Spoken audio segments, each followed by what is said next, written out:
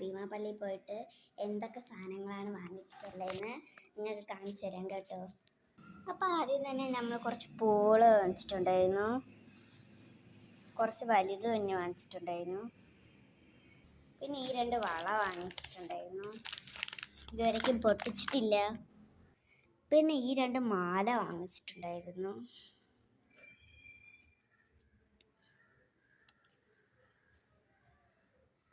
പിന്നെ 2 flower clip വാങ്ങിച്ചിട്ടുണ്ടായിരുന്നു.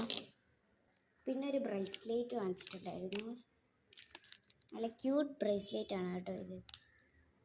പിന്നെ ഇതൊരു ആദ്യത്തെ ഒരു ജിമിക്ക വാങ്ങിച്ചിട്ടുണ്ടായിരുന്നു, ഇത് വേറൊരു ജിമിക്കയായിരുന്നു.